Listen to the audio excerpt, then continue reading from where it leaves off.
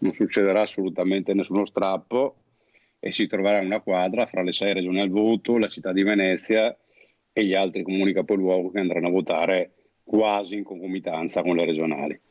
Quindi adesso possono esserci schermaglie, fughe in avanti e quant'altro, ma poi alla fine ci sarà una mediazione nazionale come c'è sempre stata. Serafico, il coordinatore degli azzurri, sulla volontà che i leghisti veneti continuano a ribadire, pronti a correre da soli se il candidato alla presidenza non sarà della Lega. Discussione inutile secondo Tosi, perché alla fine le decisioni verranno prese a livello nazionale e se verrà deciso che spetta a Forza Italia il candidato sarà proprio lui, l'ex sindaco di Verona. Si accende il dibattito a ring con Roberto Marcato che rimarca la volontà dei veneti prendendo le distanze dai forzisti.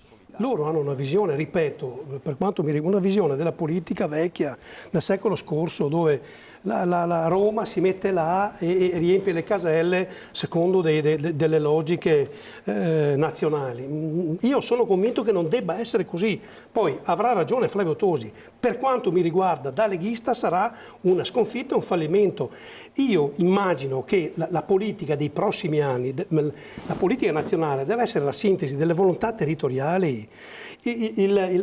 La volontà di una regione è sacrosanta. Posizione appoggiata o meno dai vertici del partito? Ecco che si apre la discussione sulle parole del segretario della Liga Stefani che, tirato per la giacchetta, invia in diretta una nota chiarificatrice. Qualora il tavolo di centrodestra non trovasse la quadra su un candidato espressione del partito, scrive Stefani, noi percepiamo che la cosa giusta sia quella di correre da soli. Siamo già al lavoro su liste di partito e liste civiche. Difficile pensare che Salvini, del quale Stefani è vice al federale, non condivida questa posizione.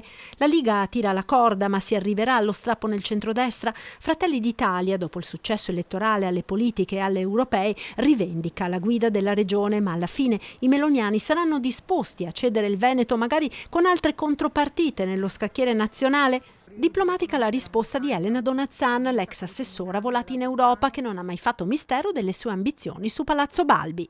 L'approccio corretto invece è quello di dire, in una quadro nazionale di tenuta della coalizione, non vorrei il tocca a me, tocca a te, ma insomma l'equilibrio poi è anche una sintesi di questo, senza volerla banalizzare, dove però si deve mettere come priorità la tenuta della coalizione. La tenuta dell'alleanza si fa anche con un po' di generosità e capacità di fare sintesi. Vuol dire rinunciare a priori perché qualcuno punta i pugni?